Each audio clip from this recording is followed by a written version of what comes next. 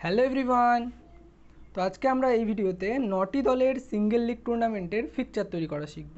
কোন পদ্ধতিতে? সাইক্লিক বা চক্রাকার পদ্ধতিতে। তো ভেরি সিম্পল। সবার আগে আমাদের কি মোট 3টে জিনিসকে বের করে নিতে হবে। কি কি? একটা দেওয়াই আছে, সেটা হচ্ছে দল সংখ্যা। দল সংখ্যা আমাদের কত? 9। ওকে। এবার দ্বিতীয়ত যেটা বের করতে হবে সেটা হচ্ছে আমাদের ম্যাচ সংখ্যা। ম্যাচ সংখ্যা বের করার সূত্র কি আমরা সবাই জানি, n ইন্টু n মাইনাস 1/2।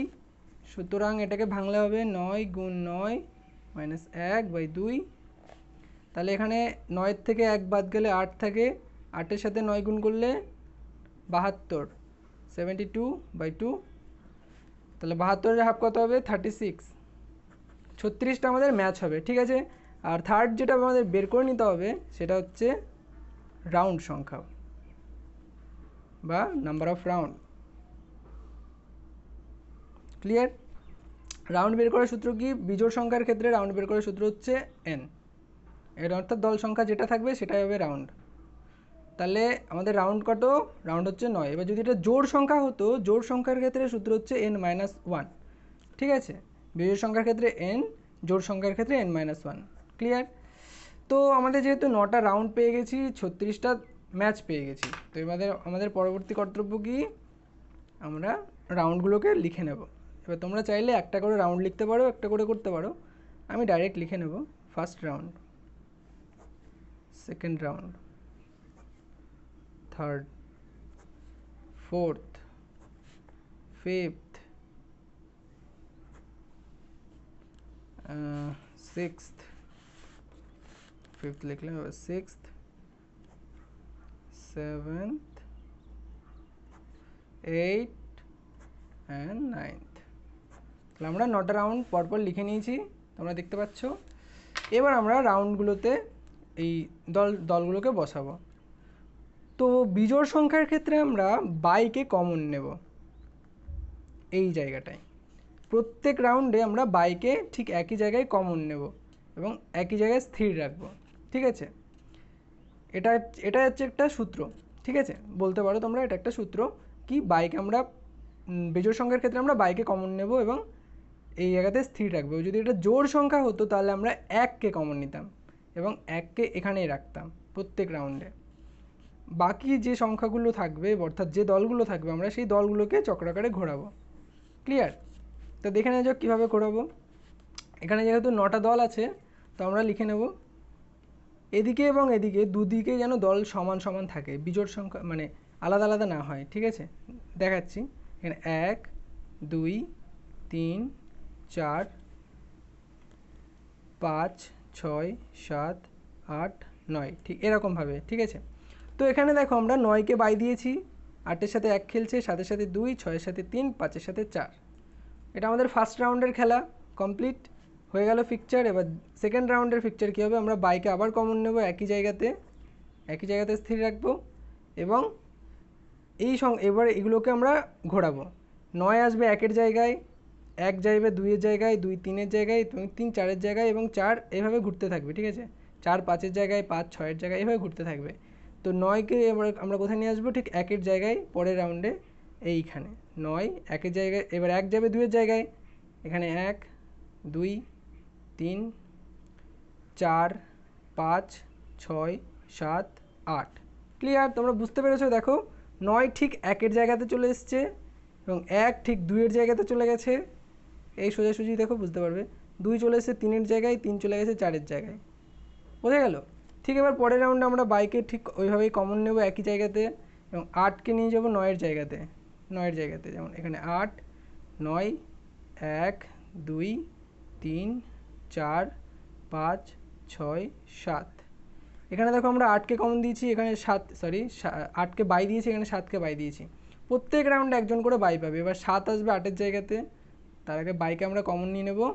এখানে 7 8 9 1 2 3 4 5 6।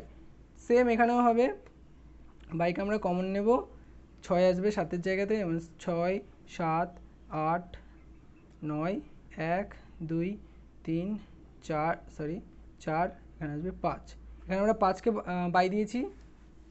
এবার 6th রাউন্ডে হবে 5 আসবে 6-এর জায়গাতে। ক্লিয়ার? বাইকে আমরা কমন নিয়ে নেব। এখানে আসবে 5 6 7 8 9 1 2 3 4। এবার 4 আসবে 5-এর জায়গাতে, আমরা বাইকে কমন নিয়ে নেব। এখানে আসবে 4 5 6 7 8 9 1 2 3। ঠিক একই রকমভাবে আমরা বাইকে কমন নেব এবং এখানে আসবে 3 4-এর জায়গাতে আসবে, অর্থাৎ 3 4 5 6 7 8 9 1 2। ক্লিয়ার? লাস্ট রাউন্ড আমাদের, এখানে আমরা বাইকে কমন নেব আবার এবং 2 আসবে 3-এর জায়গাতে, 2 3 4 5 6 7 8। এখানে 8-এর পরে এখানে 9 হবে আর এখানে 1 হবে। ক্লিয়ার? সরি, একটু মিস্টেক। ওকে, দেখো আমাদের সবকটা টিম প্রত্যেকজন প্রত্যেকের সাথে খেলেছে। আমরা জানি লিগ টুর্নামেন্টের একটা বৈশিষ্ট্য কি, প্রত্যেকটা দল প্রত্যেক দলের সাথে ম্যাচ খেলবে, তাই তো? প্রত্যেকটা দল কি প্রত্যেকটা দলের সাথে ম্যাচ খেলবে। ক্লিয়ার? তো এটা হচ্ছে আমাদের নর্মাল ফিকচার এবং ফিকচার তৈরি রেডি। এইটুকু করলে তোমরা পরীক্ষাতে নাম্বার পেয়ে যাবে। ক্লিয়ার?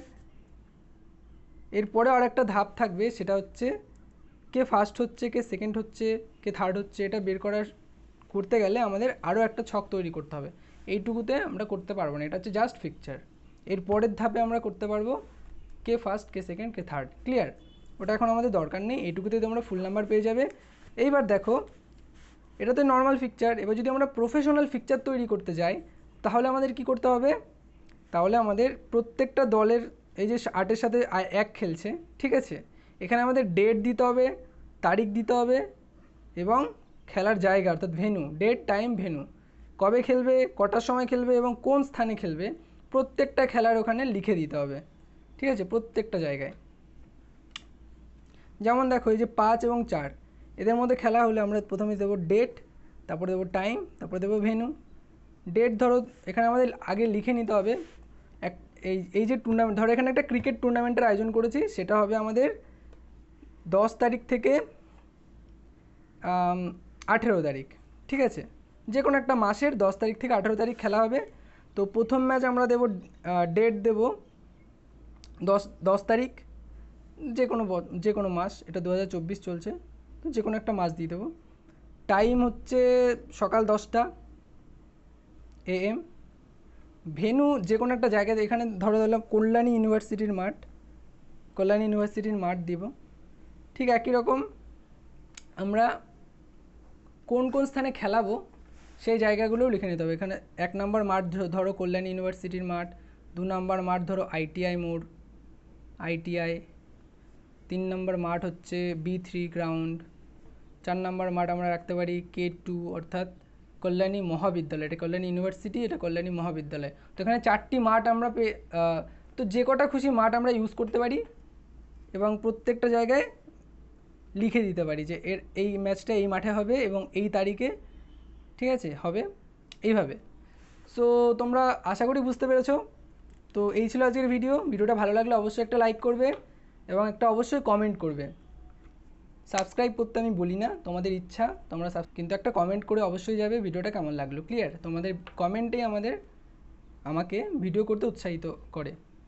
সো সুরক্ষিত থাকবে, ভালো থাকবে। জয় হিন্দ, বন্দে মাতরম।